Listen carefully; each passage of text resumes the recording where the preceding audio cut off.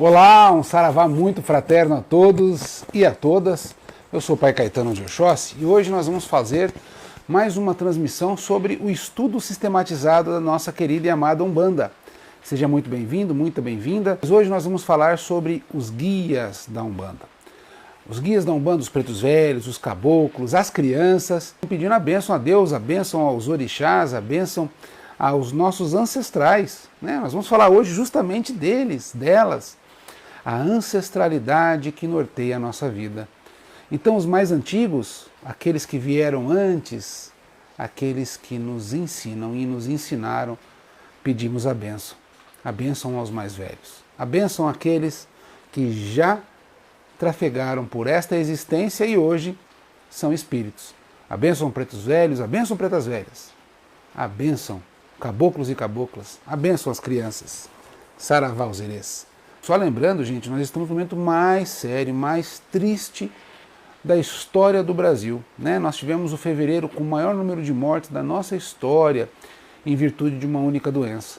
Então eu vou pedir a você que, por favor, se cuide, tome as medidas de prevenção, máscara salva vidas, distanciamento social salva vidas.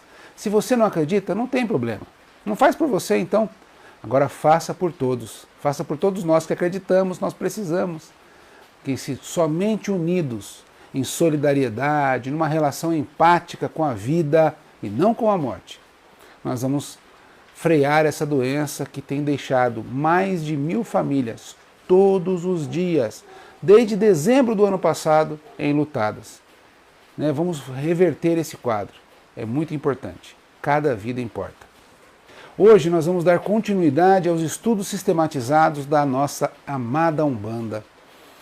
Essa ideia das lives de segunda-feira em especial é que nós tivéssemos um conjunto de conversas que fôssemos falando sobre a Umbanda, sem termos que repetir ou sem ser assuntos que não fossem como uma didática. Então nós começamos falando o que é a Umbanda, o que é a religião, como a Umbanda surgiu, como é a história da Umbanda, E começamos a fazer esses estudos, falamos sobre as correntes de Umbanda, falamos sobre os orixás, sobre Deus, essa figura magnânima, misteriosa. A ideia dessas lives segunda-feira é termos uma continuidade. Nas últimas nós falamos sobre os orixás. E eu ia falar de cada orixá. Eu acreditei que esse momento é mais importante a gente dar continuidade. Talvez lá para frente eu volte a falar do que é Oxóssi, do que é Ogum, do que é Iemanjá, porque nós vamos ter este momento ao longo deste mês de março, em virtude de um projeto que nós vamos fazer em relação à Páscoa. Mas isso nós vamos conversar depois, tá bom? Quero pedir a vocês, pedir que recebam um saravá muito fraterno. E hoje, dando continuidade a isso, nós vamos falar sobre os guias, as entidades, os espíritos que norteiam, que administram, que zelam pela religião de Umbanda. Nós chamamos de povos, formas de apresentação, os pretos velhos, pretas velhas, caboclos e caboclas, crianças e outros povos que nós vamos falar ao longo dessas lives, tá bom? Quando nós falamos de Umbanda, imediatamente algumas coisas vêm na nossa cabeça. Mesmo aquela pessoa que não conhece muito bem Umbanda, pensa em preto velho. Vai falar de Zifi? Ô meu Zifi! Então toda vez que um comediante, uma pessoa que vai fazer uma brincadeira com a Umbanda, ela usa a palavra Zifi, vai para o saravá? Então é tão característico da nossa religiosidade, a ancestralidade, que é sinônimo pensar em preto velho. Pensou em preto velho, pensa na Umbanda. Se você for para qualquer lugar, você vai encontrar alguém falando sobre Umbanda. Então você chega para alguém e fala assim, conversei com o preto velho. Alguém vai falar, você foi na macumba, você foi na Umbanda. É tão característico, é tão fácil de compreender, que já é um personagem construído, fixo na Umbanda. A mesma coisa acontece quando nós falamos das festas de Cosme e Damião, que apesar de serem santos gêmeos da Igreja Católica, eles ficaram popularizados por causa da festa que acontece no final de setembro no Brasil todo, especialmente no Sudeste e no Sul, que tratam das crianças da Umbanda, um grupo de espíritos que se apresenta na forma de criança. E aí se distribui sacolinhas de doce, balas, brinquedos, se faz uma grande festa, chamada também de beijada e beijada. E nessas festas, a gente já imediatamente liga a figura desta criança, né, desses ibejis, do Cosminho, dos ciprianos, como dos crispinianos, como umbandistas. Coisa de umbanda, coisa do saravá, coisas de macumba. Então, algumas coisas já estão tão cristalizadas no consciente popular, ou no inconsciente popular, que você não tem dúvida que se vai falar de beijada, de Cosme e Damião, de pretos velhos, vem a palavra umbanda. Umbanda. Não é outra religião, mesmo que outras religiões possam fazer uso desses personagens, a imagem está construída na Umbanda. Portanto, se isso tem uma razão de existir, se está cristalizado, né? Se está cristalizado no consciente e inconsciente popular, é porque alguma razão deve existir. E qual é a razão de existir? Porque a Umbanda é uma religião de ancestralidade. Nós seguimos os nossos ancestrais, em especial os povos originários do Brasil, né, os indígenas, índios, como algumas pessoas preferem chamar, ou os nossos irmãos, pais e mães, nossos ancestrais do continente africano, em especial, neste caso, aos povos de língua banto, como os Congo, os Angola. Eles entendiam que a gente encontra o divino, encontramos Deus por meio da manifestação de pais e mães, ou seja, de ancestrais, que já percorreram o caminho entre o Aie, que é a terra, e o Orum, que seria o céu. São espíritos que aprenderam como se contactar, como se conectar, como estar em plenitude com Deus. Então, algumas religiões, não são Umbanda, elas são ancestrais, né? Trabalham com a ancestralidade. Religiões orientais diversas, como os messiânicos, trabalham com a questão de ancestralidade de forma muito clara. Você vai ter uma série de religiões baseadas nos Vedas e baseado no hinduísmo que tem a figura de ancestrais como figuras primordiais. Vocês devem ter visto, por exemplo, em seriados, em programas de televisão, ou até na casa de alguém que vocês possam conhecer, que quando eles são discípulos de um guru, né, de um Sri, eles colocam lá a foto, né, por exemplo, Yogananda, que é um mestre, né, um iniciado do Kriya Yoga, que trouxe o Kriya Yoga para o Ocidente. Muitas pessoas chegam e colocam a fotinho dele lá e fazem uma oração para o guru. Eu já tive a oportunidade de estar numa casa, por exemplo, em que a família era devota de um guru indiano, eu não vou falar o nome por respeito, que eles ofertavam um alimento. Eles iam comer, eles ofertavam um alimento para aquele ou para aquela ancestral. Então são várias as religiões, em especial as religiões mais antigas, trabalham com o conceito de ancestralidade. Aí você pode perguntar, mas as religiões, as maiores, entre aspas, religiões do mundo trabalham com ancestralidade? Por exemplo, o cristianismo, seja ele católico, protestante, evangélico, pentecostal, trabalha com ancestralidade? Algumas pessoas vão dizer, de jeito nenhum. E eu vou dizer, com certeza absoluta. Afinal de contas, para ser cristão, tem que acreditar em pelo menos um ancestral, não é verdade? Quem é esse ancestral? Jesus Cristo. Se não fosse a figura de Jesus, não haveria cristianismo. Portanto, uma alma que habitou o planeta Terra, mesmo que tenha a divindade que tinha Jesus, era a ancestralidade. Por isso ele fala, eu sou o caminho, a verdade e a vida. Aquele que por mim passar encontrará. Ou seja, eu tenho que seguir o exemplo do meu ancestral. Mas se a gente vai pensar, é impossível pensar no cristianismo sem a presença e a história de Moisés, de Jó, sem a presença tão importante de Isaías, que antecederam a figura de Jesus Cristo. O que seria de Jesus sem Maria, sem José, sem Pedro, sem Tiago, sem Mateus? O que seria de nós se nós não compreendêssemos a palavra de Jesus traduzida de forma tão bela e poética se não fosse Paulo de Tarso? E que seria Jesus sem João Batista, que naquele momento traz a revelação da sua missão na Terra? Ou seja, não tem como nós compreendermos Deus sem aqueles que nos antecederam. Se nós falarmos do budismo, né, que é uma outra das 3 religiões mais massivas do planeta, você vai ter o Buda histórico. O último Buda histórico foi Siddhartha Gautama. Mas nós vamos ter que falar dos Rinpochés, dos Dalai Lamas, dos Lamas, que são tão importantes na transmissão do Dharma, na transmissão do conhecimento e dos saberes budistas.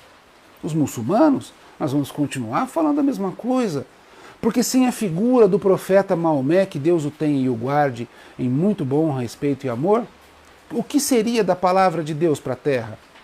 E mesmo os muçulmanos têm na figura de Jesus, por exemplo, um dos profetas, e aí eu poderia falar de Moisés, poderia falar de Isaías, de Daniel e dos outros profetas do Primeiro Testamento. Então nós vamos descobrir que todas as religiões, todas sem exceção, têm um culto ou velado, que é o caso que eu quero contar, ou muito claro, que é o caso da Umbanda, por exemplo, em que a ancestralidade toma figura extremamente importante. O que diferencia esses cultos ancestrais é a forma com que eles são representados. Por exemplo, nas religiões não mediúnicas, ou seja, nas religiões que não podemos dizer que têm a espiritualidade voltada na comunicação entre o mundo espiritual e o mundo terreno, da forma com que nós conhecemos, se deu, por exemplo, quando aquela pessoa esteve na Terra uma das suas vidas. Por exemplo, Maomé.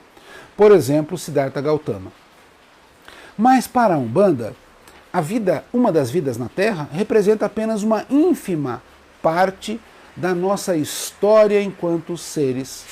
Nós temos milhões de anos, milhares de reencarnações. Portanto, e isso é importante para eu falar o que eu vou falar, porque se a gente não entender isso, a gente não vai entender o resto, né? Quando nós falamos, por exemplo, dos pretos velhos, nós não estamos falando de um espírito que viveu na Terra com aquele nome uma só vez. Quando eu falo de Jesus, Cristo, por exemplo, né?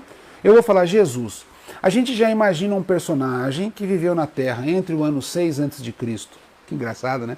Entre o 6 a.C. e o 27 depois de Cristo, aproximadamente, de acordo com a maioria dos estudiosos. Nesse período, ele esteve presente na Terra, encarnado. Mas ele só esteve na Terra esse período? E antes? Se eu falar de Moisés, de Elias, de Tobias, de Isaías, quantas vezes eles estiveram na Terra? Para as religiões reencarnacionistas, diversas vezes. Mesmo o budismo, que é reencarnacionista, por exemplo, o Siddhartha Gautama é a última encarnação de Buda, mas ele já esteve milhares de vezes antes. Ou seja, quando nós nos referimos a Siddhartha Gautama, eles preferem usar a palavra Buda, ou seja, o iluminado. Por quê? Porque não importa a última encarnação dele, importa o que ele representa, que é o iluminado, porque ele já esteve diversas vezes na Terra. Os hindus trabalham com os avatares, que de uma certa forma, não importa o nome histórico que ele esteve na última encarnação ou nas últimas, importa é quem ele é de fato, ou seja, um espírito eterno e já não preso às suas relações egóicas. Esse detalhe é muito, muito importante para a gente compreender os guias, ou seja, os ancestrais ilustres da nossa amada Umbanda. E quando eu falo ancestral ilustre, eu não tenho como não me reportar à tradição banto, aos Congo-Angola, aos Bantola, aos Lunda Kyoko, que sempre tiveram a compreensão de que algumas almas que habitaram o planeta Terra num tempo remoto ou no tempo passado encontraram um caminho para a sua redenção. Encontraram um caminho para chegar ao contato com Deus e estar plenos em Deus, livrar-se do sofrimento. Esses ancestrais foram tão importantes neste caminho de desenvolvimento espiritual, nesse desenvolvimento em que encontraram a sua iluminação e a sua libertação do ciclo do sofrimento, que eles viraram ilustres espíritos. Por que eles falam de ilustres? Porque eles são exemplos de conduta. Isso é importante a gente compreender, porque quando nós chamamos pai Tobias de Guiné, vô Cipriano, vó Vicentina, chamamos mãe Maria, quando nós chamamos esses personagens na Umbanda, que nós chamamos de pretos velhos e pretas velhas, nós repetimos quase identicamente o que os Congo Angola fazem há milhares de anos. Por que eles chamam de vô Cipriano, tia Maria de Angola, pai João de Aruanda? E assim a gente poderia continuar. Porque eles se referem a personagens que foram babalorixás, mametos, tatetos, né, na linguagem banto, na linguagem quimbundo, tata de Inquice, num tempo remoto. Então, quando eles falam assim, por exemplo, pai Joaquim seria Tata, que é pai de santo, por exemplo, Tata Joaquim, que significaria aquele que já foi sacerdote ou sacerdotisa na terra, encontrou um caminho de redenção e agora vem nos ensinar. Opa, salve o pai Tobias de Guiné, o vô Cipriano, que são antigos anciãos que aprenderam o caminho e hoje, com a bênção de Olorum, ou seja, com a bênção de Deus, regressam para nos ensinar o caminho da felicidade. Esta relação da ancestralidade, da qual a Umbanda faz uso, por exemplo, vocês vão encontrar na Umbanda uma figura dos indígenas, que são os caboclos, que nós vamos falar daqui a pouco. Esses caboclos, por exemplo, seu Tupinambá, refere-se ao nome de um povo, de uma corrente étnica importantíssima no Brasil, que foi dizimada pela invasão europeia no final do século XVII, se não me falha a memória. Eles foram dizimados, foram destruídos, acabados. E aí a Umbanda traz os Tupinambás, ou seja, representa um povo todo, ou seja, a ancestralidade desta terra. Então a gente, quando vai conversar com um caboclo ou uma cabocla, cabocla Jurema, a gente não está falando com um espírito individualizado. A gente está falando de um símbolo, de um signo de existência que representa um grupo de almas que encontraram a sua libertação. Por isso é que se fala falanges. A falange do seu Zé, a falange do pai Joaquim, a falange do pai João. E aí a gente poderia continuar falando das falanges, que também nós vamos falar hoje. Mas para entrarmos neste assunto diretamente, primeiro a gente tem que construir na nossa memória a ideia e a compreensão de que eles representam mais do que um indivíduo. Eles representam um caminho. Assim como Buda não está falando só de uma, está falando do iluminado, né, de todas as suas existências, a gente também fala da ancestralidade ilustre, são espíritos que já habitaram a Terra em um passado remoto, mas que representam mais do que uma figura individual sozinha, tá bom? Então, quando nós falamos dos guias, das entidades, dos povos da Umbanda, nós temos que lembrar então que são espíritos que já habitaram o planeta Terra e que de alguma forma encontraram o caminho da sua redenção, da sua libertação. Isso não quer dizer que sejam perfeitos, mas quer dizer que já sabem e estão plenos no seu caminho em direção ao Olorum, em direção a Deus. A outra coisa importante é lembrar que a Umbanda é espiritualista, então ela acredita na morte do espírito. Não, ela acredita que o corpo físico vai morrer várias vezes, né? A gente vai habitar vários corpos, é reencarnacionista, portanto, e que a gente vai ter uma vida, a vida verdadeira é a vida de espírito. A vida na matéria é uma vida transitória e de oportunidade de aprendizado. E a gente tem o poder, graças a Deus, de termos relacionamento entre as várias formas, os encarnados e os desencarnados, os que estão na carne e os que estão sem carne, né? Por isso, encarnados, desencarnados, tira a carne. Essa relação chama-se mediunidade. Algumas religiões mediúnicas vão lá e tentam falar, por exemplo, com espíritos que habitaram o planeta Terra há pouco tempo. Dá um exemplo, né? Algumas religiões vão lá e falam com o fulano de tal, dá o nome e sobrenome dessa pessoa e acionam esse espírito enquanto indivíduo.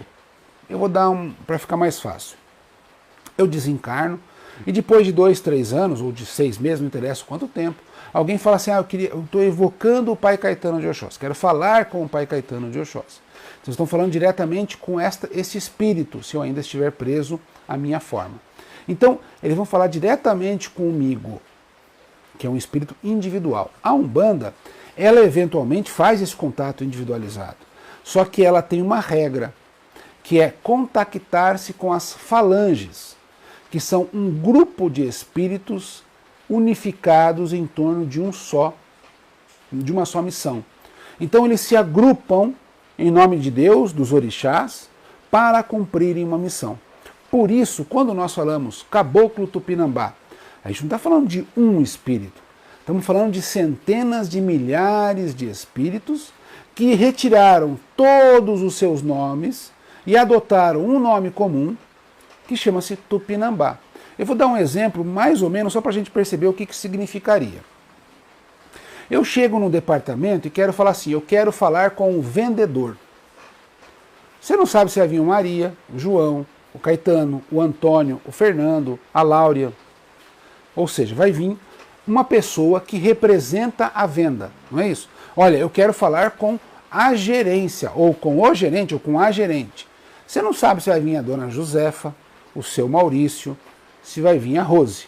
Você sabe que vem alguém que representa aquela figura, não é verdade? Olha, não deu certo, eu quero falar com o diretor ou com a diretora, com a direção desta empresa. Mais uma vez, você não sabe quem vem.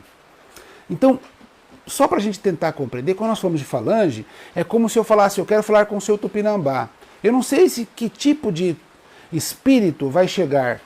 Todos eles têm um nível de harmonia suficiente para todos serem semelhantes, a ponto de serem todos imbuídos de um só propósito, além de servir a Deus, a missão daquela falange. É por isso que você pode estar conversando comigo agora e eu tivesse incorporado com um caboclo mata-virgem e um outro terreiro na mesma hora em Curitiba, um outro terreiro em São Paulo, outro terreiro em Fortaleza, um outro terreiro em Porto Alegre, estarem recebendo o seu mata-virgem na mesma hora.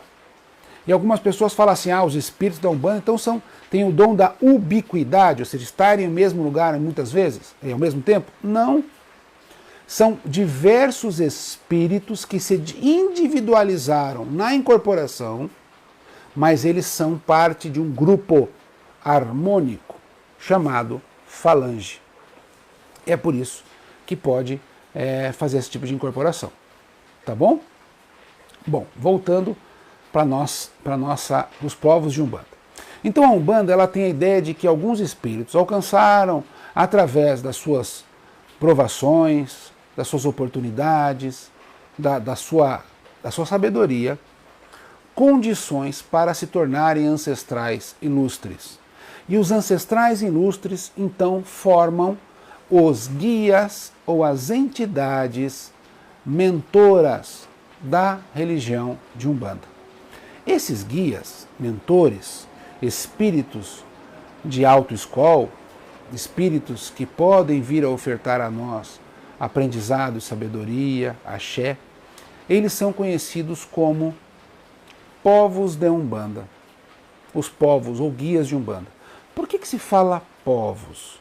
Porque quando nós falamos de pretos velhos e pretas velhas, nós estamos trazendo, nessa figura simbólica, os nossos ancestrais angolanos, congolenses, os Congo-Angola, os Lunda Kyoko, os Zulus, os Fanti-Axanti, os Ibás, os Ebás, os Igala, os Yorubás falantes, ou seja, um conjunto, os Mina, os Benguela, os Cabinda, tudo bem, vários, que trouxeram essa sabedoria de orixá, da ancestralidade, das mirongas, que são a nossa herança africana, a mãe da Umbanda. Então, por isso a gente fala povos. Mas e os caboclos? Povos, eles representam os indígenas, representam os guaranis imbiás, os xicrins, os caigangues, os camaiurás, yanomamis, tupinambás, aimorés, funiô, cariris, e aí a gente... Emanauê e vários, ou seja, os povos que habitam as regiões da qual hoje nós chamamos Brasil. Então, por isso nós chamamos de povos. Aí você vai ter os baianos, que são todos os povos que eram filhos do axé, os marinheiros, e aí é por diante. Eu sempre uso uma palavra, eu gosto muito dela, que chama-se forma de apresentação.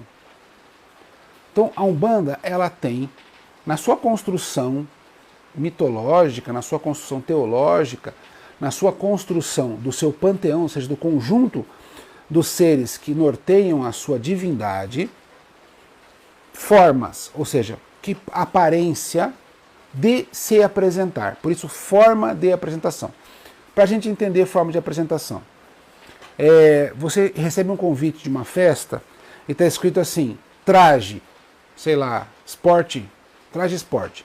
Então, que tipo de roupa eu posso me apresentar naquele evento? Né? Isso é muito comum, por exemplo, em alguns eventos militares, né? Farda completa, enfim, essas situações. Então a pessoa vai se apresentar de acordo com um rito. Então, que forma, de que maneira os espíritos se apresentam na Umbanda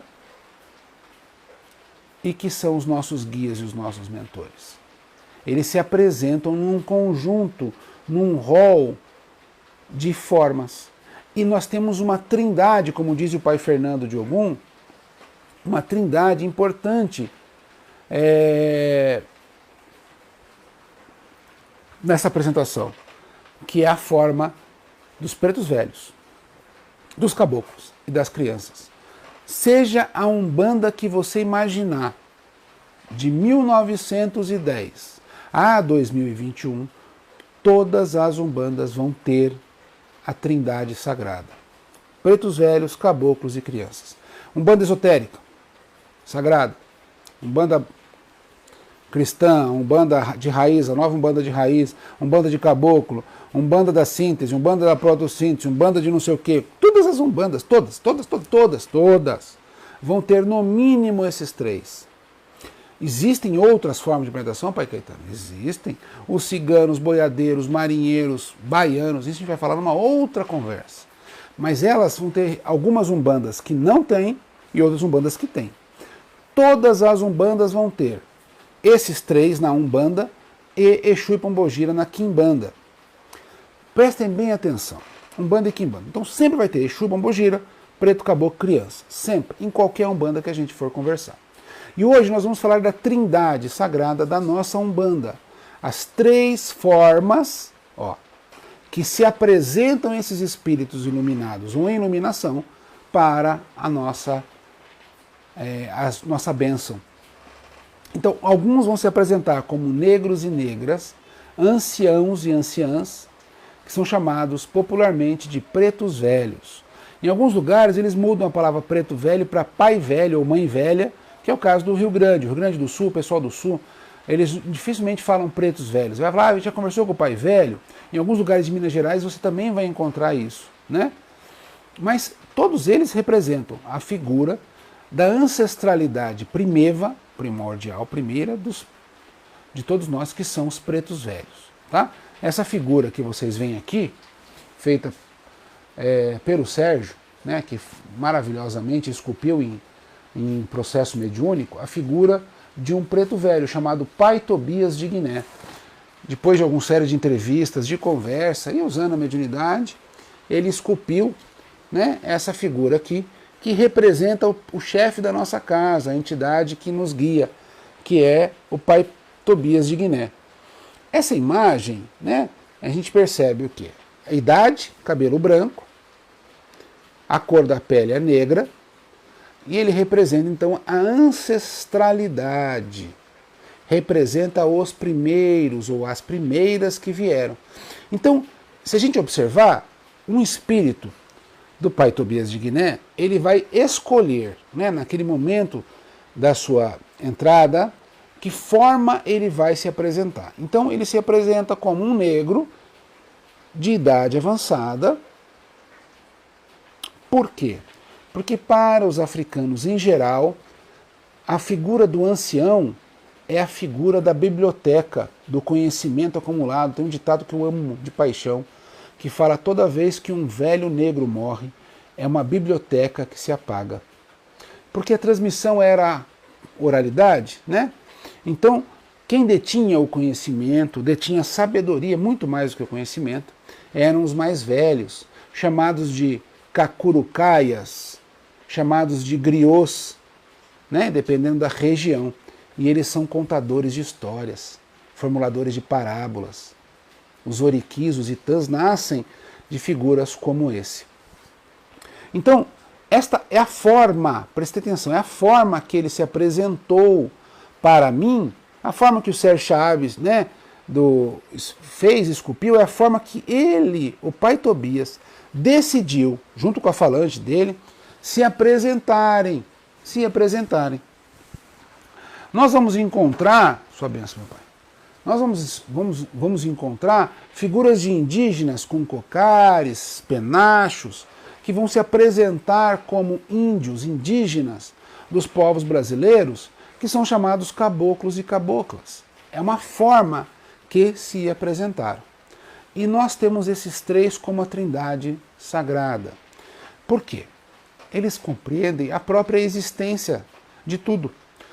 É a própria divindade nessa apresentação. Né? Criança. O que é criança? Crianças são os crianças, né? Criança. Pessoas de tenra idade, o início da vida, o nascimento.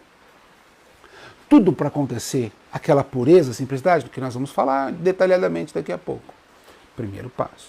Depois nós vamos ficar adultos, fortes, viris, corajosos. Podemos enfrentar o mundo com o peito aberto. Com o tempo, o corpo físico já não pode ter essa pujança, mas a cabeça já é outra, já sabe os atalhos, já compreende que algumas lutas não valem a pena. Entra a sabedoria e a humildade. Começo, meio e fim, representando a própria existência de tudo na vida, na pureza do nascimento, na virilidade da vida madura, e na sabedoria, e na iluminação.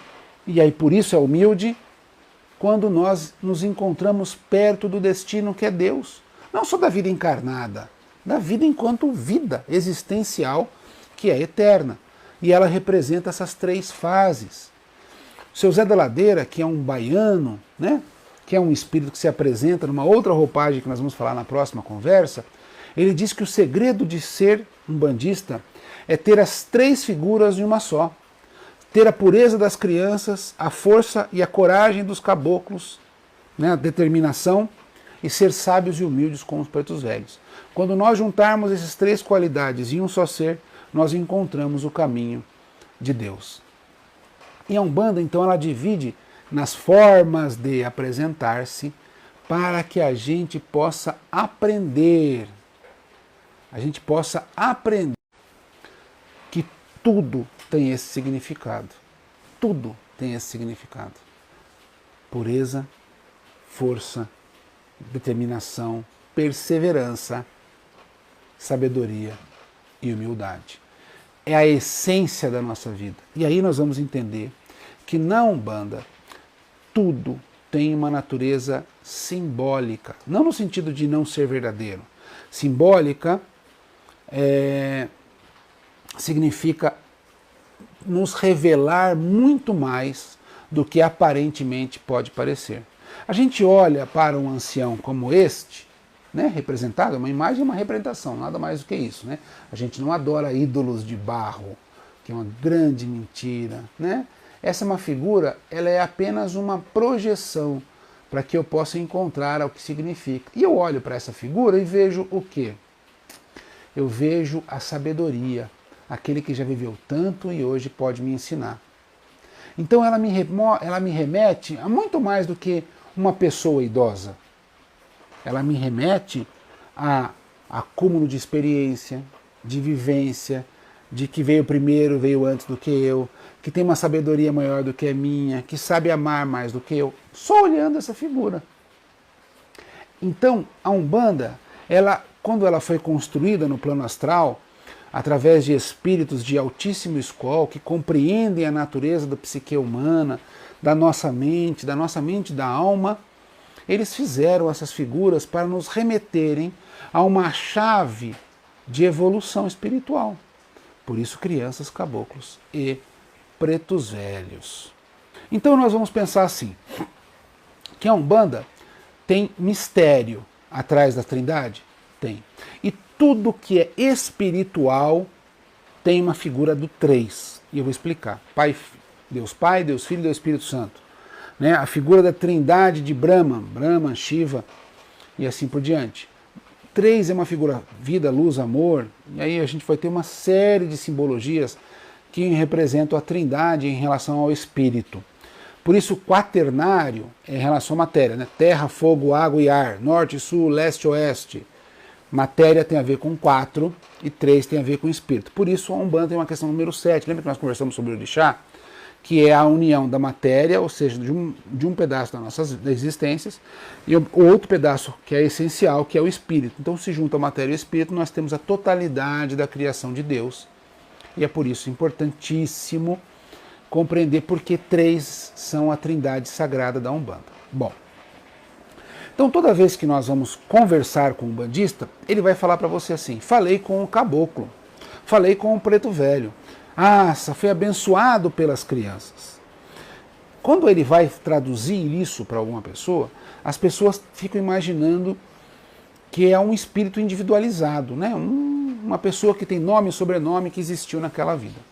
E aí eu vou começar com as crianças.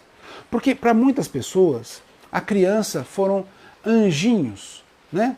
Que morreram em tenra idade na última encarnação. Então, por exemplo, essa pessoa morreu quando tinha 6 anos, morreu quando tinha 4 anos, Pode até ser que alguns dos espíritos que se manifestam nas falanges das crianças tenham desencarnado nesta época. Mas entender que isto é a regra há algum equívoco. E eu vou explicar por quê.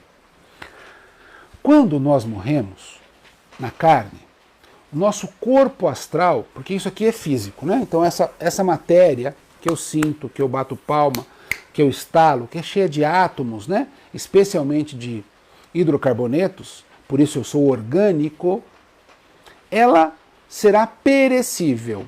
Ela já é perecível, né? Já claramente está sendo perecível. Quanto mais o tempo vai, mais ela se mostra perecível. Então eu sei que ela vai se deteriorar até um determinado tempo, de daqui a algumas décadas, né? Daqui 9 décadas, se Deus me permitir, ela deixará ela cumpriu a sua missão enquanto minha encarnação, e o meu espírito estará livre da carne. Só que como é que ele vai se libertar da carne? Ele vai ficar sem forma? Não.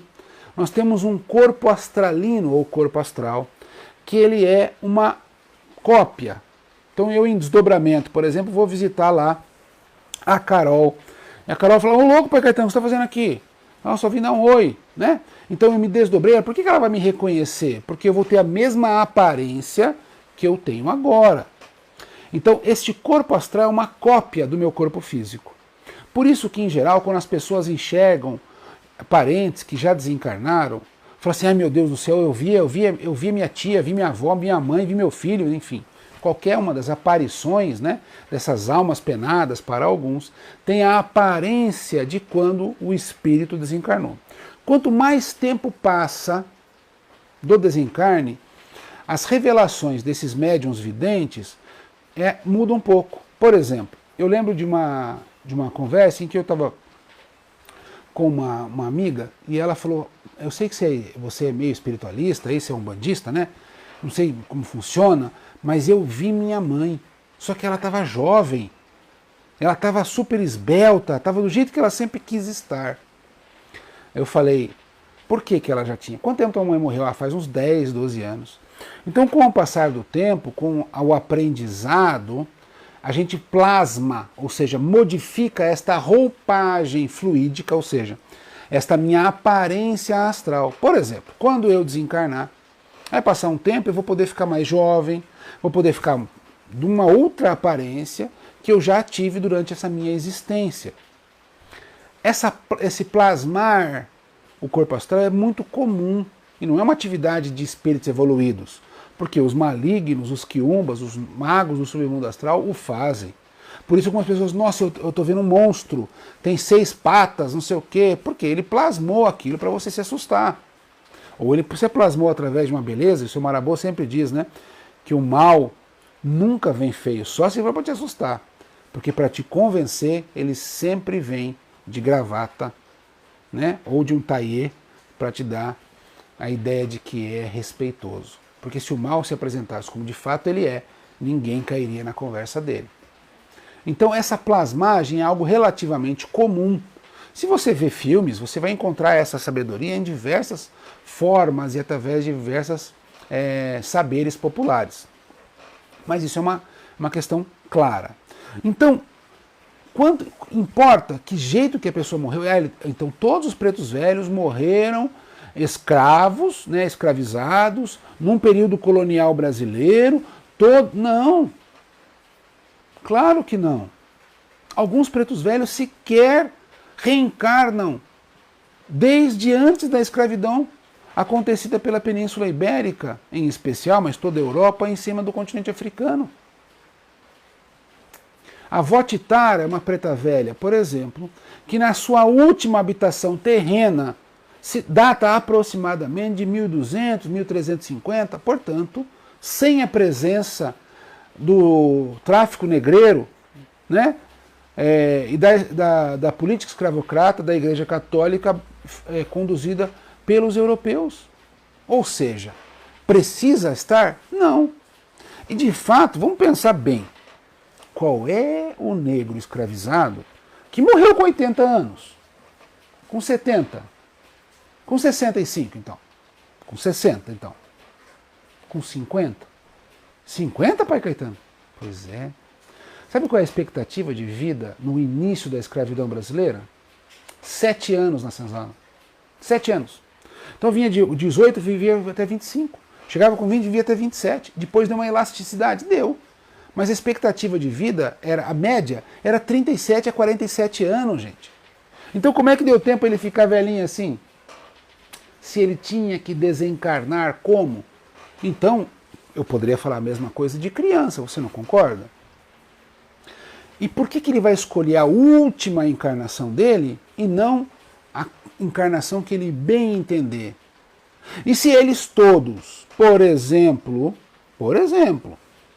todos os tupinambás adotaram esta uniformidade enquanto falangeiros, todos eram aparentemente iguais, todos tiveram a última encarnação masculina, todos foram filhos do Tupinambá, deste povo que habitou o Nordeste e o Sudoeste do litoral brasileiro? Não. Os aimorés, eu poderia dizer a mesma coisa.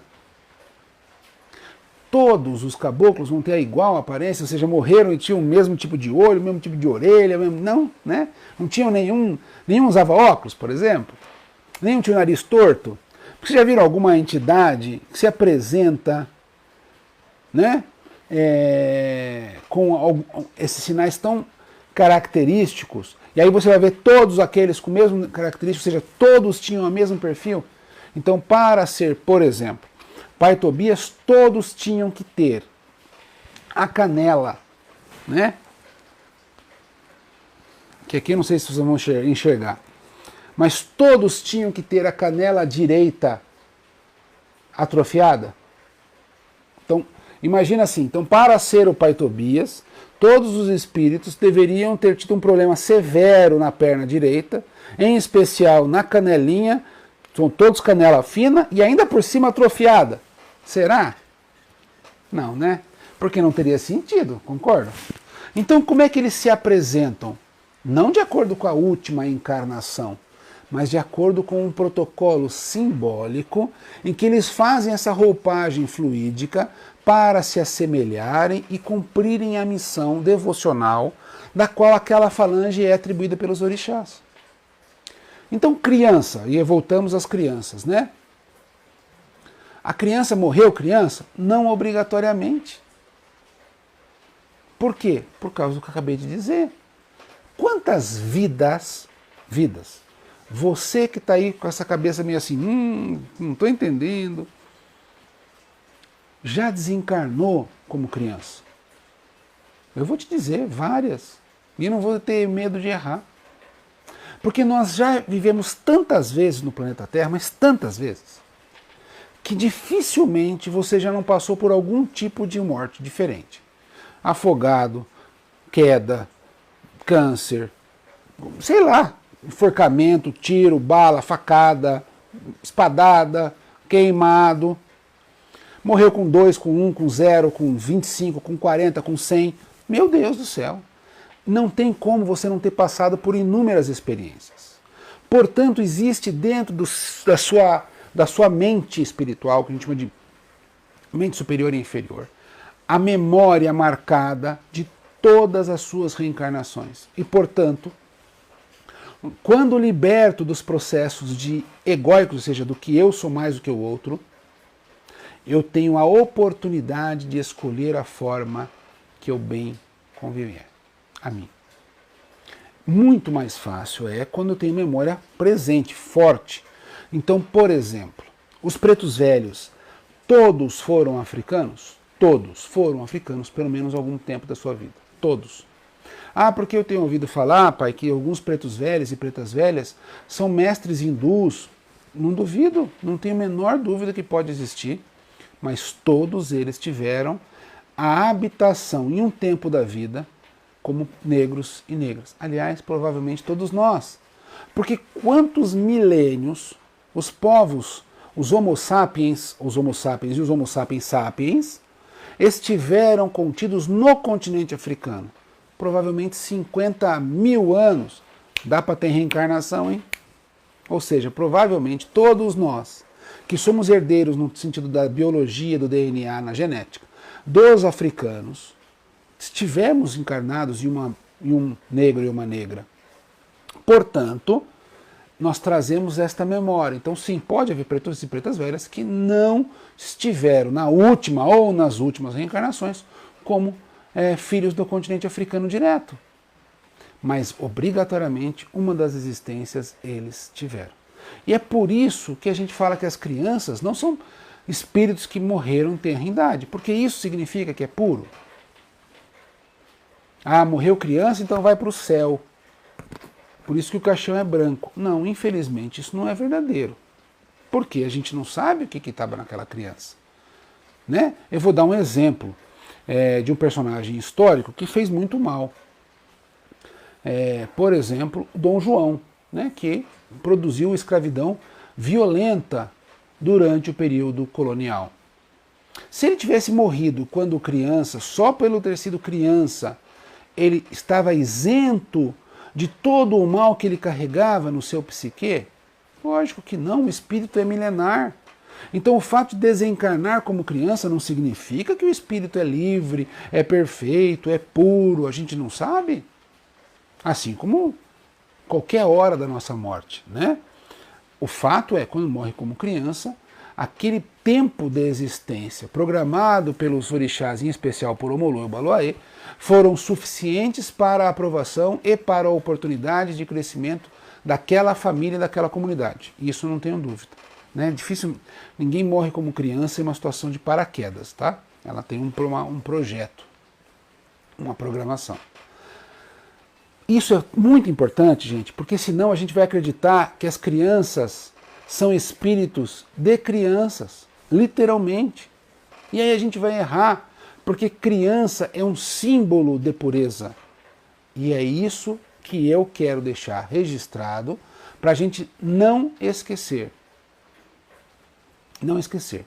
Criança, e aí eu vou falar de criança para a gente não fugir disso. Quando eu olho uma criança, e aí quando eu falo criança, eu não estou dizendo criança de 10 anos, né? De 12 anos, que já não é mais criança, né? Mas enfim, nem de 8, eu estou falando de criança com menos de 7 anos. Por isso que elas engatinham, né? Falam miadinho. Então, simbolicamente, elas estão na primeira infância. A primeira infância é uma oportunidade de Deus para a construção de uma nova memória. Portanto, até os 7 anos, na encarnação, nós ainda não temos tantos traços da nossa personalidade. Percebam que criança com 3...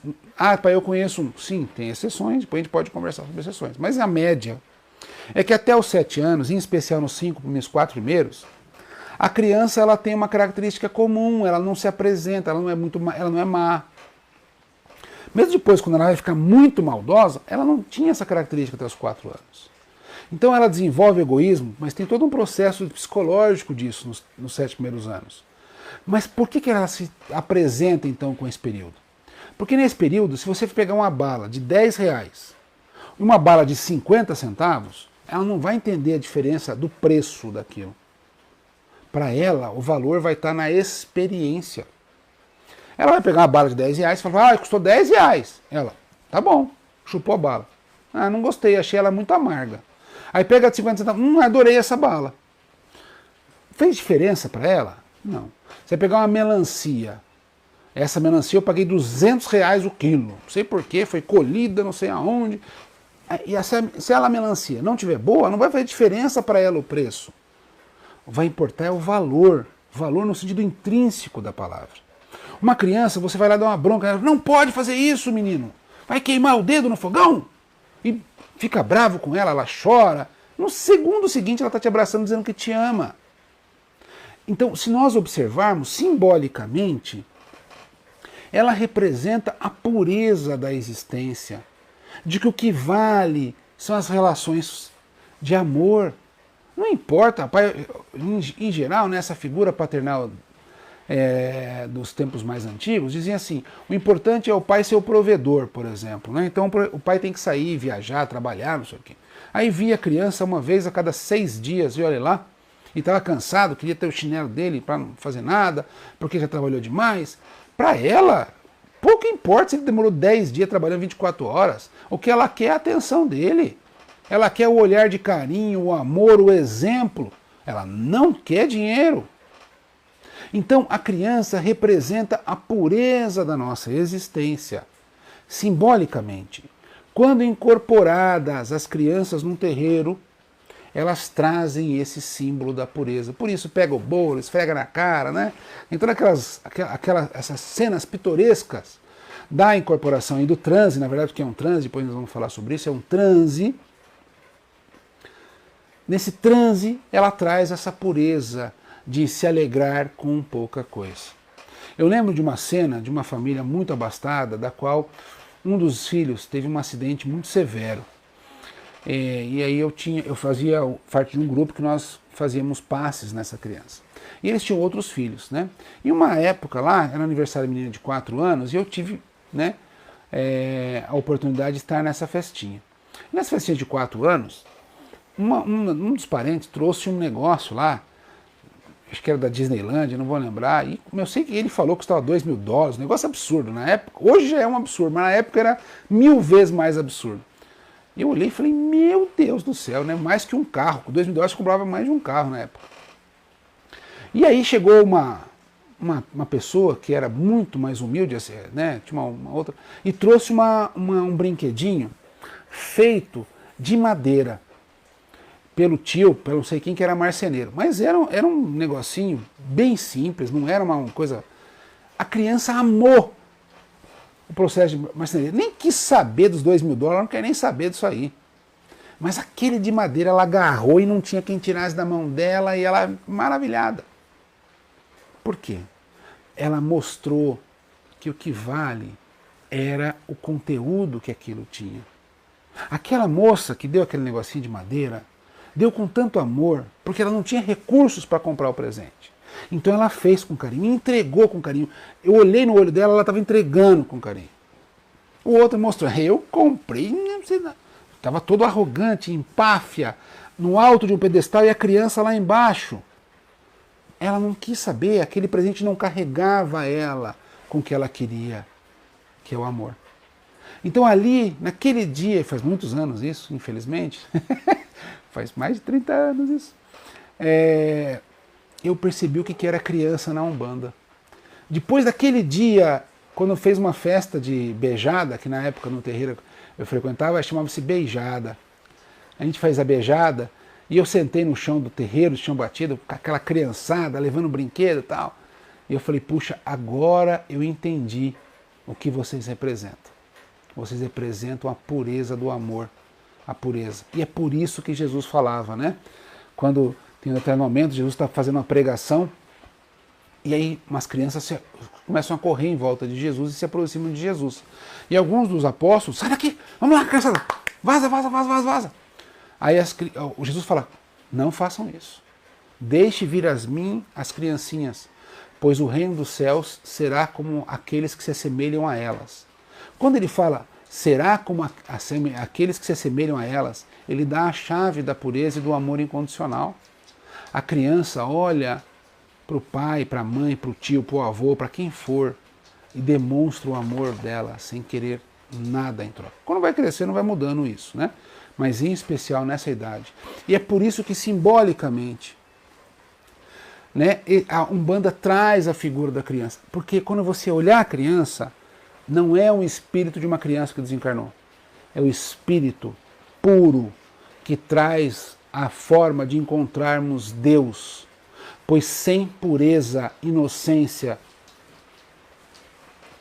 nós não vamos encontrar. Sabe por quê? A criança vai abraçar o facínora, aquele que acabou de matar 3 pessoas, com a mesma intensidade que ela vai abraçar um sacerdote. Para ela, a pessoa é o que está na presença dela. Ela é capaz de perdoar. Ela é capaz de amar sem julgar.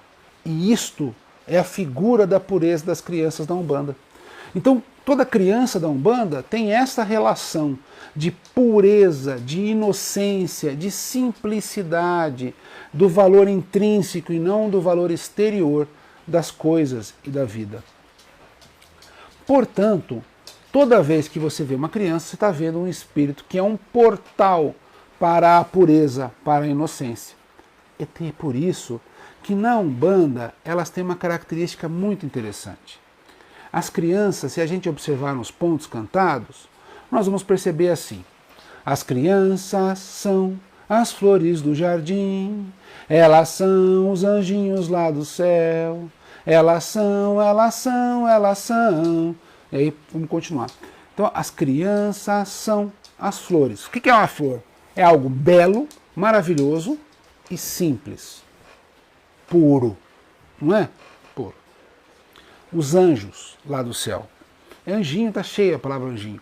Por que anjo? Porque anjo não tem karma, porque anjo não tem pecado, porque anjo não erra, porque anjo está diretamente ligado a Deus, não é? Anjo recebe ordem de quem? Lá de cima, só.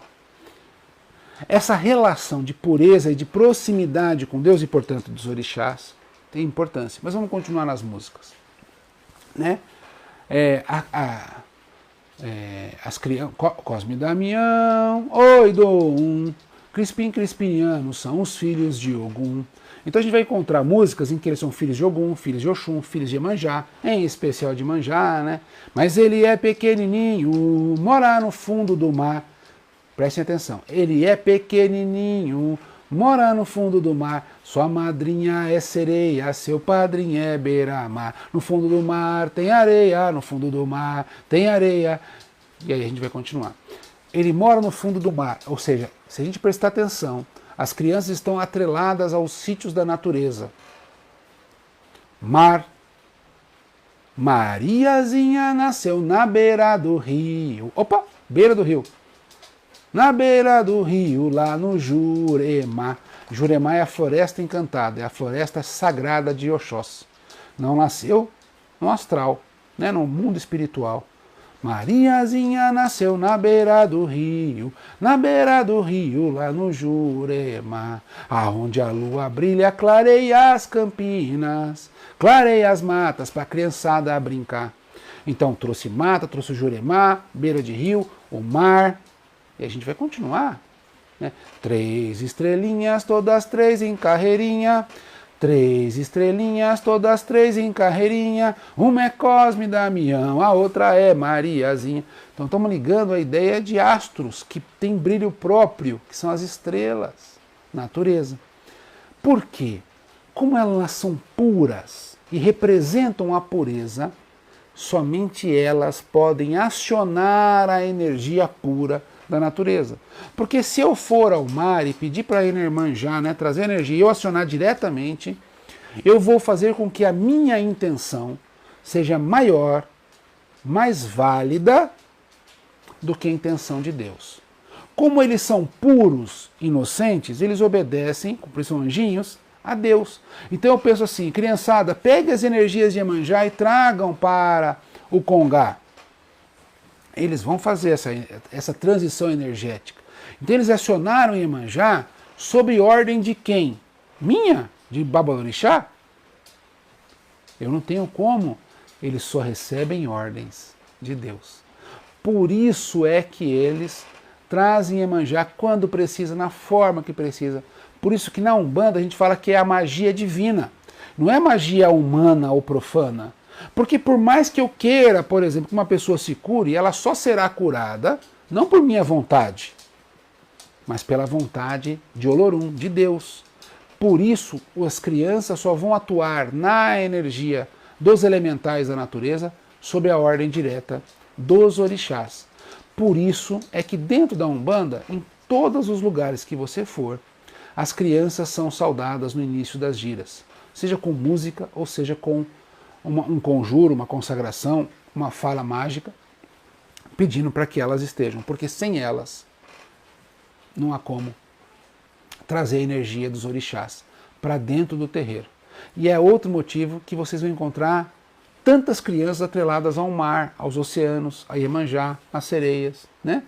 Porque nós temos na cobertura do planeta Terra 72% de água. Logo, a maior parte da natureza que nós usufruímos é da natureza aquática, especialmente marinha, e é por isso a relação do maior número, a imensidão, 70 e poucos por cento das crianças, estão ligadas a beira-mar, sereia, Iemanjá e assim por diante. Podem buscar, todas as músicas vão perceber que Iemanjá e sereia está assim, ó. E a gente vai perceber uma outra uma outra figura muito importante nas crianças, que é Ogum. Seu padrinho é beira-mar, no de Ogum beira-mar, Cosme Damião, oi do um, Crispim, não, fugiu, é outra palavra. Tem um ponto que fala assim, onde está o Cosme, né? Foi num cavalo de Ogum batizar e assim por diante. Cavalo de Ogum. Então Ogum está na presença, no caminho das crianças o tempo inteiro, porque ele está protegendo a falange das crianças que estão trazendo a energia do rio de Oxum, dos mares de Iemanjá, das florestas de Oxóssi, das montanhas de Xangô, do vento de Ansã, das montanhas de Xangô, e aí a gente poderia continuar, do sol de Oxalá, das estrelas, da lua. Então Ogum vem fazendo o cerco para que haja a proteção dessas falanges inumeráveis de crianças no terreiro. Então quando as crianças vêm, elas trazem muito mais do que a ideia de um espírito infantil. Elas trazem o espírito que, purificado ou puro, consegue receber as ordens diretamente de Deus. Por isso, anjinhos, diretamente dos orixás. E é por isso que a incorporação das crianças ela é diferente da incorporação de um preto velho, de um caboclo, porque ela aciona, através de um processo de transe,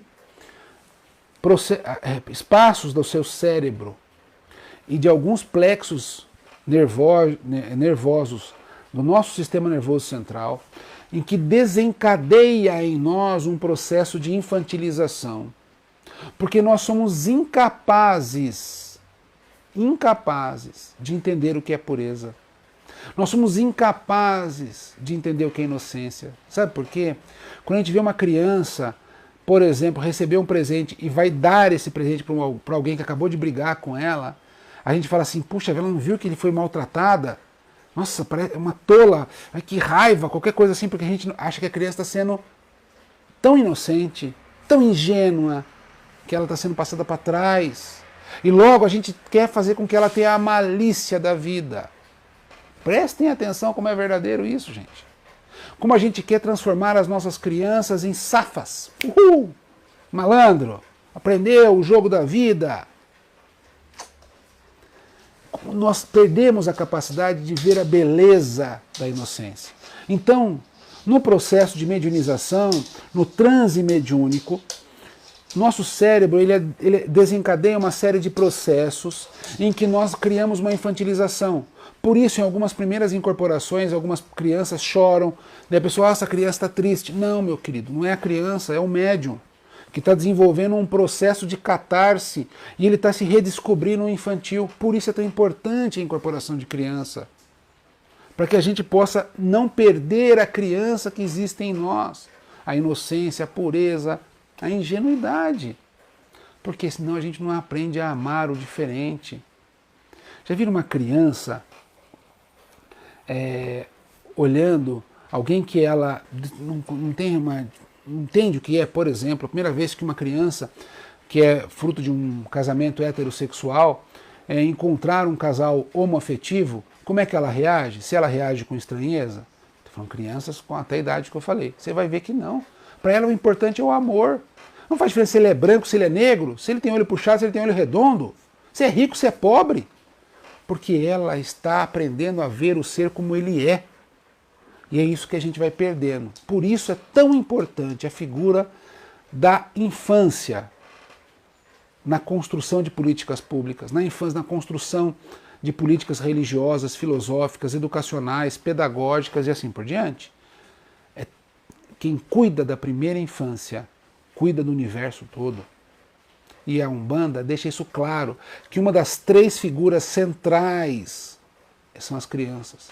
Aí nós vamos falar de pretos velhos e caboclos, que eu falei que são negros, negras, né, africanos e povos originários das Américas. E a criança? Eu falei de que povo, etnia é, porque não tem.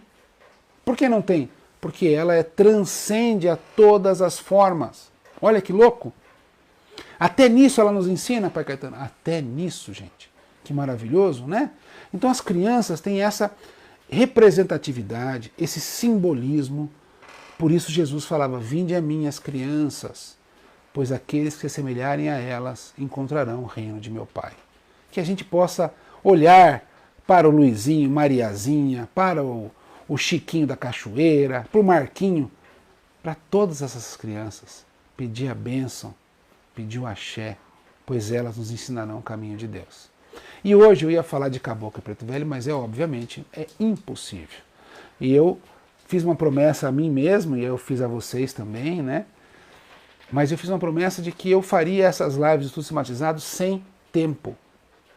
Sem tempo. Porque eu queria falar daquilo para a gente poder viver aquela experiência. E hoje eu falei sobre o que são as formas de apresentação e comecei introduzindo crianças. E depois nós vamos falar de Caboclo, vamos falar de Preto Velho, e depois a gente vai falar de Baiano, vamos, mas não tenho pressa. O importante e fundamental é nós olharmos para este símbolo, este portal que a Umbanda nos traz, para percebermos como as crianças representam tanto o que é a Umbanda, que representam tanto do que é um orixá. Prestem bem atenção. Ele mora no fundo do mar. Sua madrinha é sereia, seu padrinho é beira-mar. No fundo do mar tem areia, no fundo do mar tem areia, seu padrinho é beira-mar. Sua madrinha é sereia. No fundo do mar tem areia. Você vai, o que tem a ver isso, Pai Caetano? A areia são os dejetos de milhões de anos de todos os seres que habitaram o planeta. O ar levou o que eu respiro, caiu no mar e as partículas foram descendo. São quilômetros de areia, de lodo, né? Desse sedimento no fundo do mar. Nas fossas marianas se calcula até 10 quilômetros de profundidade, porque lá estaria todos os dejetos da história do planeta Terra, desde quando surgiu a água. Então ele representa a memória da vida no planeta Terra, e ainda assim não perdeu a pureza. Em tempos que nós estamos vivendo, axé as crianças, né? Oh, meu Pai, como nós precisamos da sua inocência, da sua pureza, da sua simplicidade. Tudo ficou tão pesado, tão chato. E a gente precisa voltar a enxergar o mundo com os seus olhos. Voltar a enxergar o casulo que está se formando da lagarta e se maravilhar de como ele se parece com uma folha seca para se mimetizar e não ter nenhum predador que vai comer ele enquanto ele se transforma e esperar todo dia de manhã ir lá olhar esse casulo e de repente ele vai descer. Nossa, mas como que essas borboletas estão saindo de lá? Olha o tamanho daquela asa. Olha, ela está secando a asa. Olha que coisa mais linda. Pai, pai, mãe, mãe. Aquele casulinho saiu uma borboletona e ela é colorida.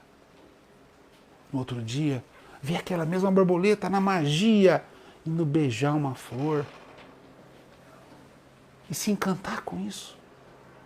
Quando uma criança vê a primeira vez o mar, Meu Deus, o tamanho dessa piscina! Meu Deus, coisa gigante, não tem fim. Nós, quanto menos criança somos, mais triste ficamos. Quanto mais distantes da infância, não no sentido de idade, mas no sentido da mente, mais mal-humorados nós somos, ranzinzas, xaropes, purgantes. Quanto mais infantilizados nesse momento da vida, não no sentido de sermos infantis, no sentido equivocado da palavra, mas no sentido da pureza, mais prontos para enfrentarmos os desafios da vida. Porque mesmo que me doa, que eu sofra num dia, no outro dia eu vou continuar olhando o casulo, ver a borboleta e me maravilhar com ela. Amar sem nenhuma condição. E é isso que as nossas amadas crianças da Umbanda têm a nos ensinar. Então que os herês, nós chamamos nossa casa de herês, que tem uma relação com o povo de Angola, venham nos encher de luz e proteção, de axé, porque é muito, muito, muito importante. Saravá as crianças, né? Daí a gente bate a mãozinha aqui. Ele! O Cauê está dizendo assim, se existem chefes de falange, por exemplo, Pombagira Maria Mulambo seria chefe da falange, daí as diversas que trabalham na mesma falange, Maria Mulambo da Lixeira, da Encruzilhada, enfim, ou não há diferença. Por exemplo, há uma hierarquia? Não, Cauê, assim, nas falanges, chefe de falange tem o mesmo nome, então, você usou o exemplo da Dona Maria Mulambo, né? Dona Maria Mulambo é uma falange. Dona Maria Mulambo da Lixeira, por exemplo, Dona Maria Mulambo da Encruzilhada é uma outra falange. Elas podem ter relações de proximidade. Tranca-ruas das Almas, Tranca-ruas da Encruzilhada, Tranca-ruas de Imbaé são falanges distintas, né? E cada uma delas tem hierarquia, como tudo no mundo espiritual tem hierarquia, né? Mas na apresentação não existe hierarquia. Não sei se eu fui claro, tá bom? A Tati, na Trindade Sagrada, se apresenta no candomblé também ou só na Umbanda? Não, só na Umbanda. Alguns candomblés, candomblé de caboclo, Umbanda traçada e outros, existem outras manifestações, né? Para os candomblés, a ancestralidade é fundamental, todos, mesmo o candomblé de Queto, que aparentemente tem uma ligação muito maior com os orixás, a ancestralidade é fundamental.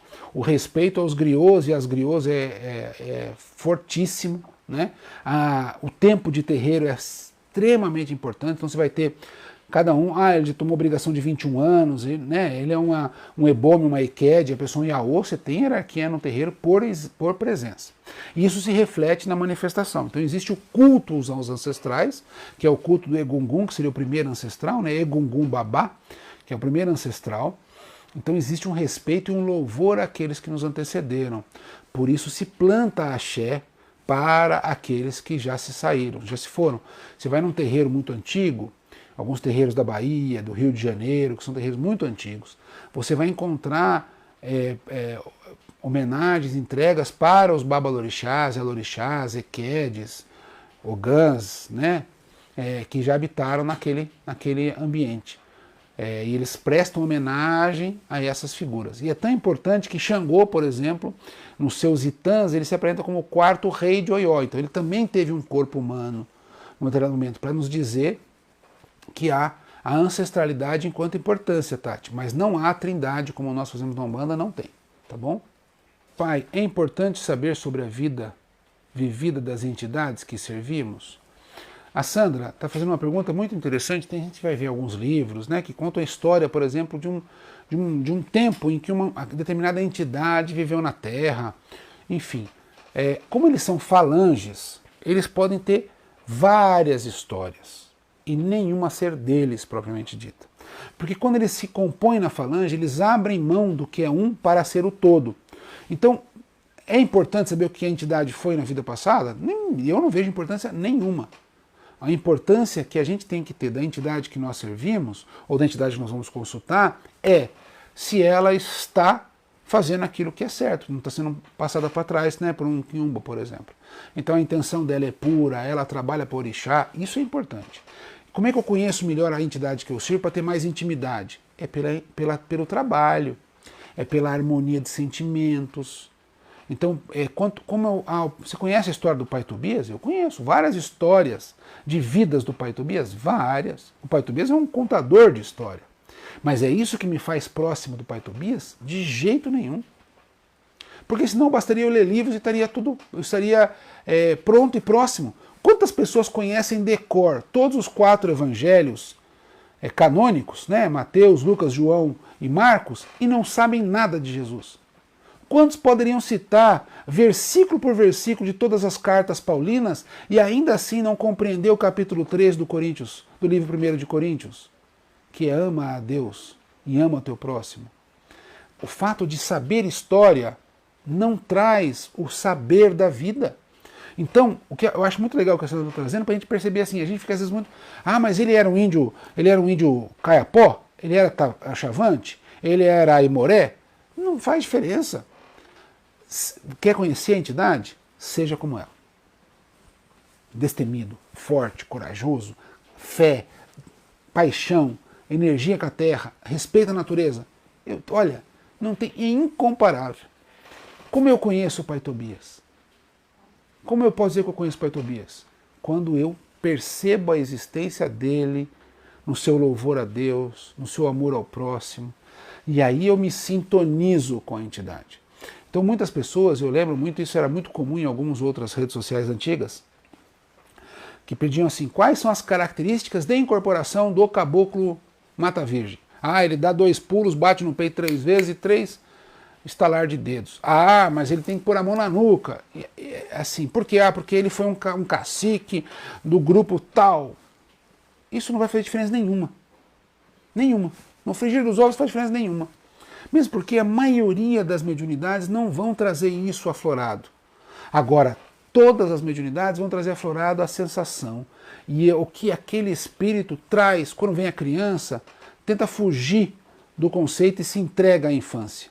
Na pureza, de como ela olha as pessoas com pureza, com amor. Aí você vai sintonizar com a entidade. Muito boa pergunta. Obrigado, Sandra. Então podemos dizer que vivemos em expiação no período terreno?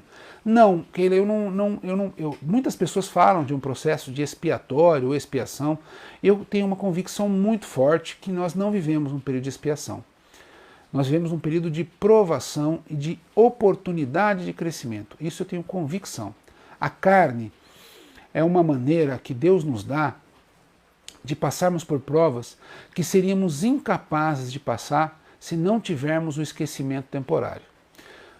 O cigano Carlo, que é um outro povo umbandista, ele dizia que para a gente entender o que é encarnação, a gente tinha que pegar uma luva, até um dia eu vou fazer uma live sobre isso, pôr uma luva na mão, e aí ele fala, o que mexe a mão? Aí a gente vai falar, é uma luva. Ele fala, não, você tira a luva descarta, mas é a mão que mexe, né? Aí você fala assim, então esse é o espírito e a luva é o corpo, é isso? Aí você vai perguntar, então para que a luva? Aí ele pega uma corda de sisal cheia de espinhozinhos e pede para você segurar essa corda aqui, com força. E ele, na outra ponta ele põe um balde com água.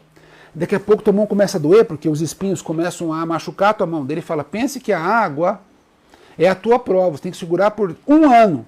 E não pode, mas tua mão não vai aguentar, porque tua mão vai sair sangue, e começa a arder, começa a criar bolha, e você logo desiste.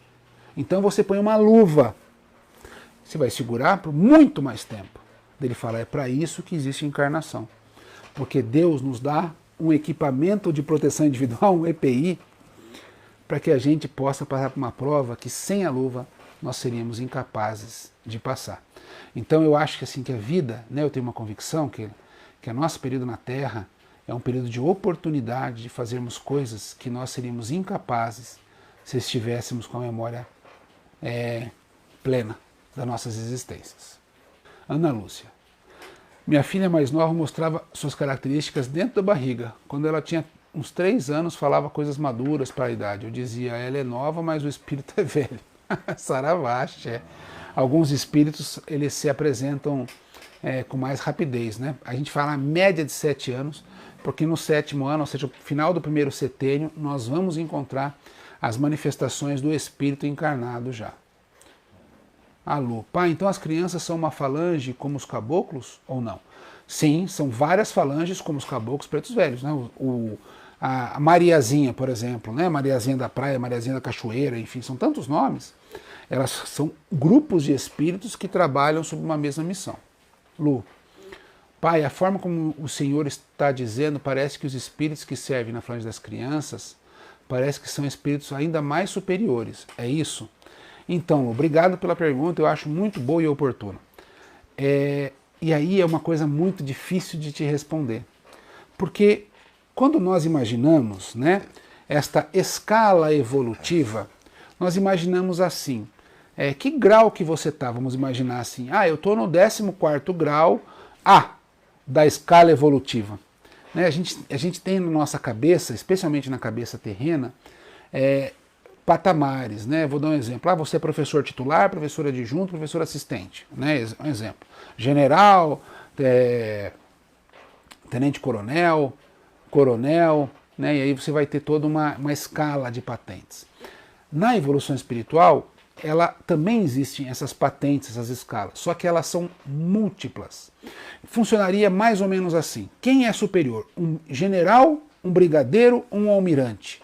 Alguém vai dizer, não, eles são correlatos, mas são de ambientes diferentes. Um é da Força Aérea, o outro do Exército, o outro da Marinha, por exemplo. Né? Então, as crianças, a gente não tem como comparar com os pretos velhos, assim como não tem como comparar com Exu, porque são caminhos evolucionários distintos. Então, uma criança jamais será um preto velho, pai Caetano? Jamais. Um preto velho vai ser uma criança? Dificilmente, mas olha, muito pouco provável.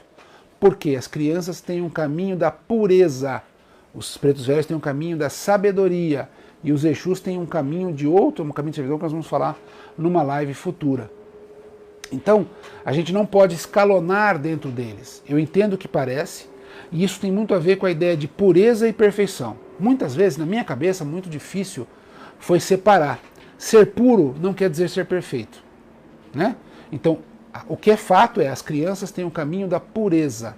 Muitos de nós, eu por exemplo, não acredito que eu consiga me reencontrar com o caminho da pureza, em virtude de tudo que eu já fiz na vida, nas minhas vidas. Né? Então a minha escala evolutiva não será no patamar das crianças, será em outro patamar. Não sei se eu fui claro, filho, senão, por favor, me avise. O Célio, tudo bem? Existe trabalho de desmanche, de trabalhos de magia negra, ficam sujeitos exclusivamente para o candomblé? Célio, primeiro assim, magia negra é uma palavra que eu não gosto, eu vou te dizer por quê, né? Magia negra é uma magia feita por alguma coisa preta, escura. Isso pode ser uma magia maravilhosa, né? Magia do preto velho é magia negra, é maravilhoso. Magia negra, talvez no sentido de uma magia maléfica, de fazer mal, desejar mal ao outrem, a gente tem que usar a palavra magia para o mal, magia negativada, magia ruim, mas negra a gente tem que tomar cuidado só para te explicar que é uma coisa que a gente tem lutado bastante, né? Ao longo da nossa trajetória, especialmente da Umbanda, da gente tirar algumas palavras que foram colocadas pelos europeus brancos para tentar incutir o racismo em tudo, né? Então, lista negra. Mentira, lista negra, rapaz. Quadro negro é onde eu aprendi minha vida inteira. Meus professores, o professor Cláudio, ele escrevia no quadro negro, graças a Deus, né?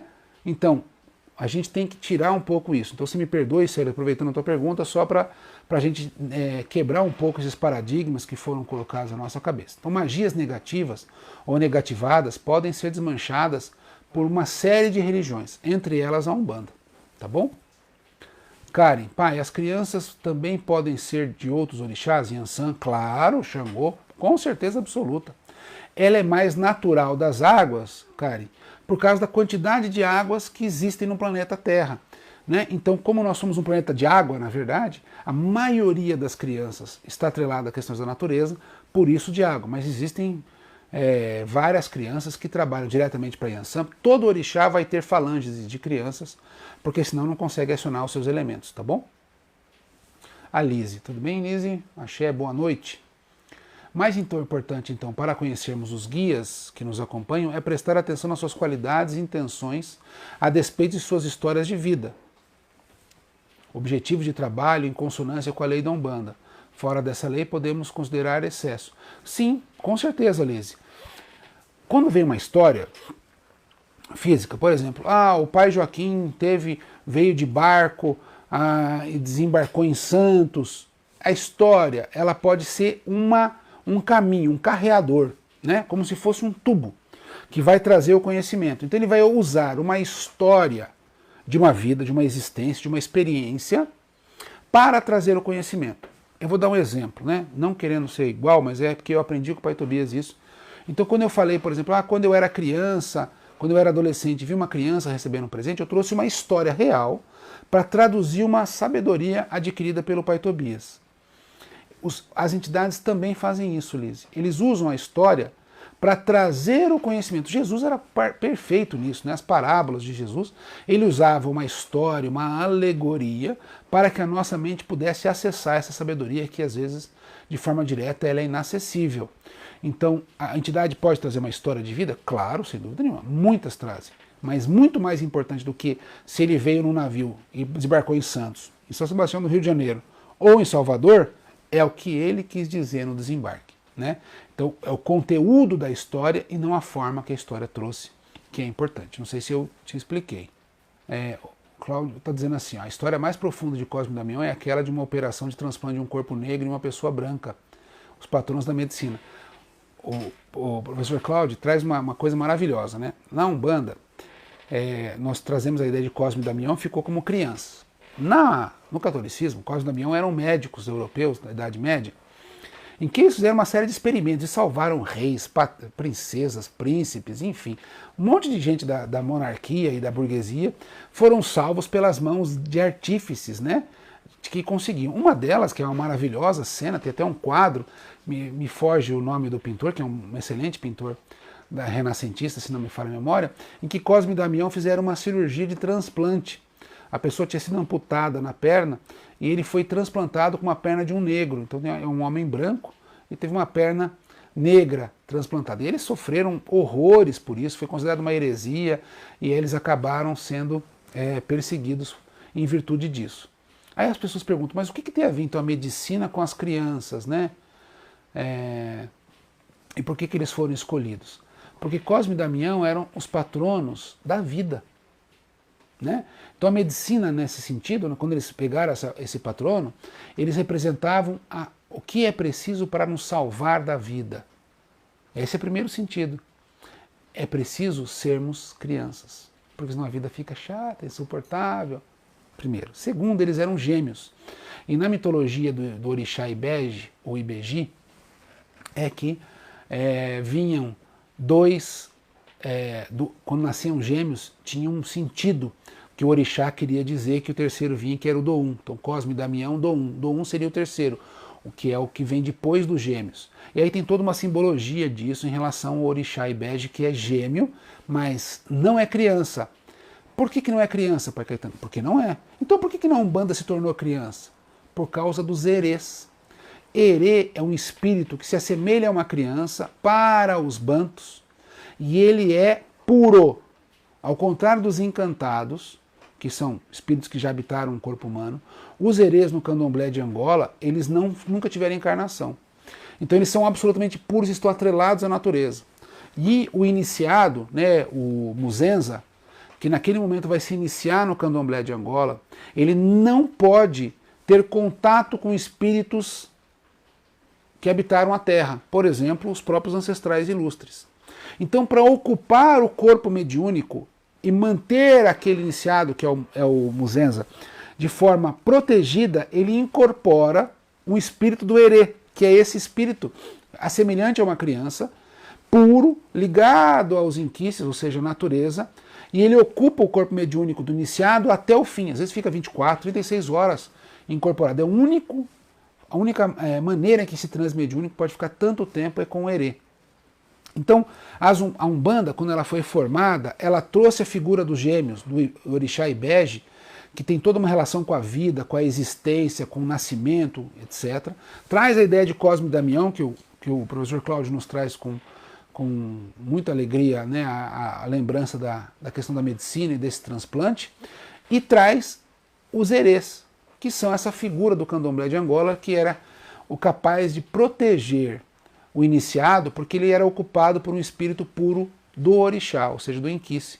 E, portanto, ele representa o próprio Enkice na cabeça do seu filho. E é por isso que ele podia ficar tanto tempo incorporado. E é por isso que ele se assemelha com a criança hoje na Umbanda. E a Umbanda aí vai buscando esse sentido da pureza dos pretos de Jesus Cristo, que eu fui trazendo, né? E por isso que a Umbanda ela é uma síntese, ela é uma convergência de saberes para que a gente possa compreender isto. Obrigado, professor. O Ed, boa noite. Para ver se eu entendi, onde frequento é Caboclo Pena Branca, mas o guia-chefe também usa poucas oportunidades. O nome Petiquara. Então Petiquara seria a falange que ele pertence? Olha, Ed, eu não sei te responder. Algumas vezes a entidade, ela, por exemplo, como Caboclo Pena Branca, vou te dar esse exemplo. Aliás, não vou te dar um exemplo, vou te dar um exemplo pessoal, melhor. Eu sirvo um caboclo de Iemanjá chamado Seus Sete Ondas do Mar. Primeira vez que ele se apresentou na Terra, ele deu um nome indígena, que eu me perdoe, mas eu não me lembro. Mas eu sou uma pessoa que tem muita dificuldade com línguas. Então, entre todas as minhas deficiências, uma das minhas deficiências eu não tenho pronúncia, minha memória de línguas é ruim, né? Ou seja, é uma coisa que não está característica do meu ser, diferente de outras pessoas. Então, é muito mais fácil a entidade chegar para mim e falar meu nome é Sete Ondas do Mar, do que falar que meu nome é Petiquara. Eu teria mais difícil de entender. Então, nesse caso, Ed, o que me assemelha, o que me parece, é que ele usa o nome Petiquara ou Pena Branca representando a mesma falange. Tá bom? Mas isso é uma suposição, tá bom? Lu, mas imagina um livro como um espírito se tornou da falange das crianças. Que incrível. Incrível mesmo, né? Seria maravilhoso. E esse Lu, um mistério. Várias coisas em Deus é mistério. Por isso que eu gosto muito de alguns teólogos, especialmente alguns teólogos a partir da década de 70, apesar que Barth já fazia isso no final do século XIX, começo do século XX, em que ele chama Deus de mistério. Mistério com M maiúsculo. Porque assim, é tão impossível traduzir Deus que o melhor nome para ele seria mistério, porque ele é o detentor do mistério verdadeiro.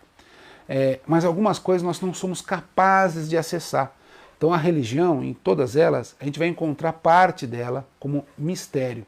E talvez um desses mistérios seja esse, mas seria maravilhoso, sem dúvida nenhuma.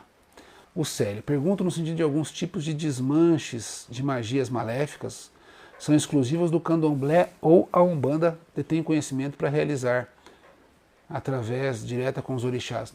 Sem dúvida nenhuma. A Umbanda nasceu, Célio, justamente para isso. A Umbanda, quando ela é formada no plano astral e ela é revelada e anunciada ao Brasil, um dos objetivos concedidos e uma das missões dadas à Umbanda é justamente o desmanche de magias realizadas para machucar alguém, para aprisionar alguém. Então ela nasce, uma das missões de nascimento, de origem na Umbanda, e portanto ela é muito presente nos dias atuais, é impedir que o mal se propague, que a vontade de um se sobreponha sobre o outro. Por isso é uma religião da liberdade. Então ela liberta as pessoas das magias negativas, tá bom? Essas magias maléficas que você muito bem colocou. Obrigado, Célio. Aí mais uma vez o Célio aqui. De forma geral, existe restrições para a Umbanda executar determinado trabalho? Não, não conheço nenhuma. Eu conheço casas, Célio, que não fazem trabalhos de desmanche.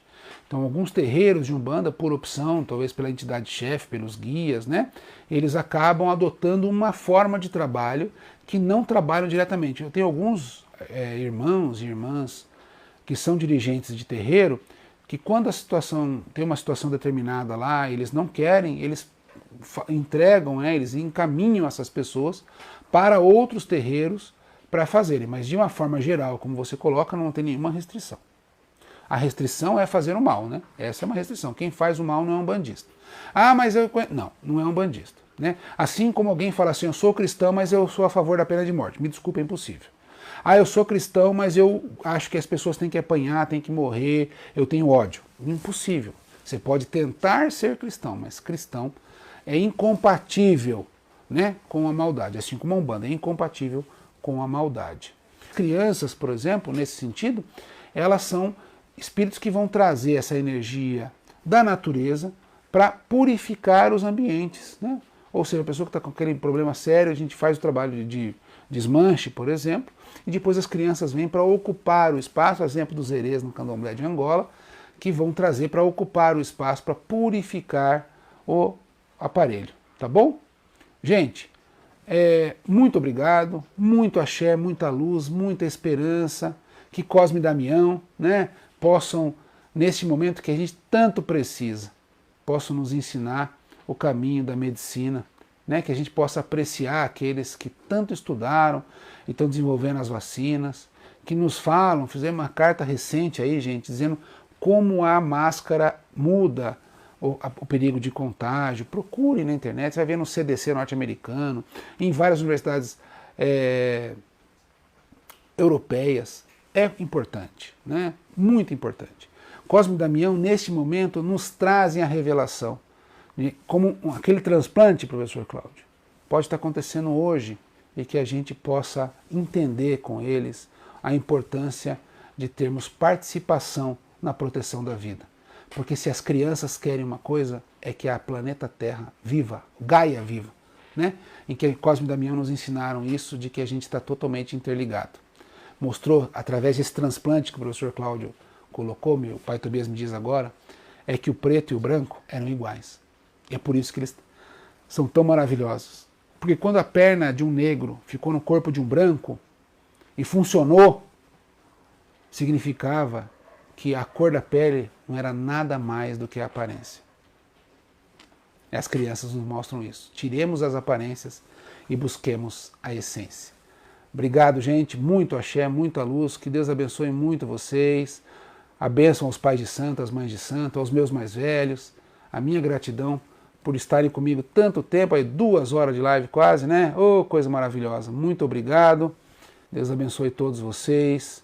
Eu fico muito, muito feliz por estarmos juntos. Que Deus nos abençoe, os proteja, cuidem-se um dos outros e desenvolvamos nós a empatia. Amarmos uns aos outros é o segredo da nossa existência. Lembra das crianças? Que elas nos ensinem a amar. Nos ensinem a amar a todos e a todas. Axé, gente. Muito obrigado. Até a próxima.